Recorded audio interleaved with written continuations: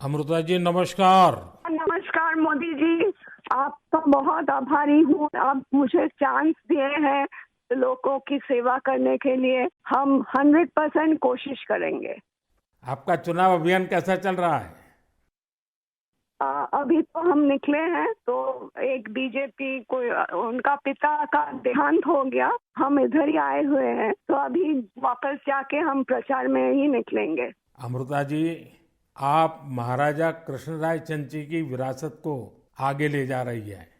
एक बात आपको हम शेयर करना चाहेंगे। हम क्या कह सकते हैं? जी जी जरूर, मुझे अच्छा लगेगा। ये जो महाराजा कृष्णचंद्र का हम फैमिली है तो उसका भी ये लोग विरोध कर रहे हैं। क्या बोल रहे हैं कि वो ब्रिटिश के साथ साथ दिया था, फिर वो माने हम लोगों को गद्दार समझते हैं। क्यों किया वो नहीं बोल रहे हैं। इतना जमीन दान किया, इतना सब लोगों के लिए किया, भलाई के लिए किया, वो सब नहीं बोल रहे हैं। लेकिन क्या बोल रहे हैं, तो हम बोला कि क्यों किया ऐसा महाराजा कृष्णचंद्र।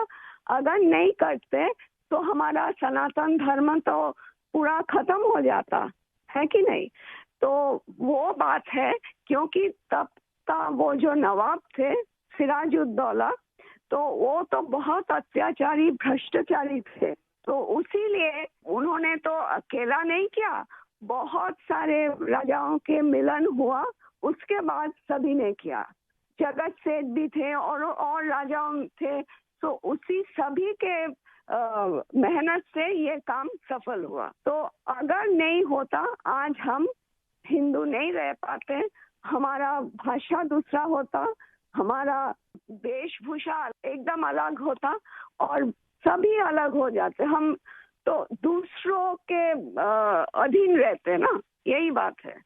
अमृता जी, बचपन में हमारे यहाँ हम लोगों को जो पढ़ाया जाता था उसमें कृष्णचंद्र राय की समाज सुधार का काम, बंगाल के विकास का काम, बंगाल के विकास के मॉडल, ये सब सुनने को मिलता था बचपन में।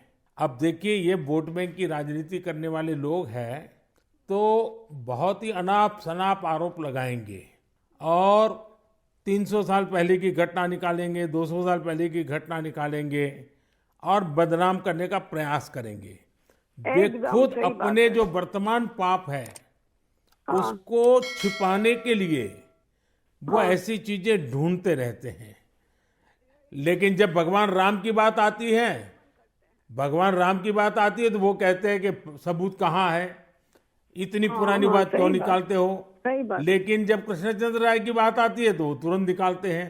तो इस प्रकार हाँ से उनके दोगलापन होता है और आपको हाँ, इसका बिल्कुल मन में प्रेशर नहीं लेना चाहिए। नहीं आपने नहीं, हम तो लेते भी बंगाल नहीं का है। उज्जवल भविष्य और आपका हाँ स्वयं का जीवन भी लोगों के लिए रहा है।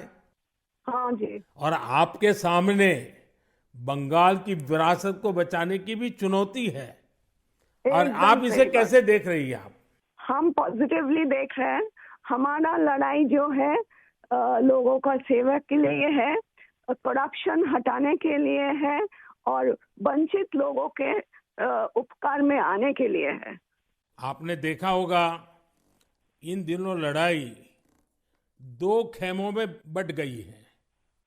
एकदम। एक हमारा खेमा है जो इस देश से भ्रष्टाचार को मिटाने के लिए कदम उठा रहा है, और दूसरा हमारे सामने वाला खेमा है, वो भ्रष्टाचारियों को बचाने के लिए इकट्ठे होना, एक दूसरे को बचाने के लिए लड़ाई लड़ना, आरोप करना। और जिन्होंने पहले खुद ने आरोप किए थे वो भी उनको बचाने में लग गए हैं। यानी उनके लिए देश उनकी प्राथमिकता नहीं है, सत्ता ही उनकी प्राथमिकता है। और इसलिए चुनाव में हमने भ्रष्टाचार मुक्त भारत बनाने के लिए लड़ना ही लड़ना है, क्योंकि हमारे देश के युवाओं का भविष्य उज्जवल बने। इसलिए भ्रष्टाचार से मुक्त देश होना ही चाहिए। आपको देखकर ही हम आए हैं। जी अमृता जी, मैं बहुत आपका आभारी हूँ, क्योंकि हमारी टोली को आपने जब ये बताया तो मुझे जरूर लगा कि मुझे एक बार आपसे बात करनी चाहिए। अमृता जी, बंगाल के अन्य इलाकों की तरह हाँ जी। कृष्णा नगर में भी बीजेपी को बहुत उम्मीद के नजर से देखा जाता है। अब आप वहां लोगों से मिल रही हैं, आपको भी लोगों का उत्साह उमंग फील होता होगा। बहुत जनों ने बोला उन लोगों का डीए अटक गया। बहुत जनों ने बोला स्कूल में भर्ती कराने के लिए लाखों का पैसा चाहिए। बहुत जनों ने बोला हमको कि हमको बोला था कि घर देंगे, नहीं दिया। तो क्या बोले इसको। अमृता जी, मैं आपको एक बात बताता हूँ। हाँ जी। मैं एक लीगल एडवाइस ले रहा हूँ। हाँ, प्लीज बोलिए। हमने बंगाल में ये ईडी वालों ने करीब 3,000 करोड़ रुपया इनका अटैच किया हुआ है। अब ये पैसा गरीब आदमी का पैसा है। किसी ने शिक्षक होने के लिए पैसा दिया, किसी ने क्लार्क होने के लिए पैसा दिया।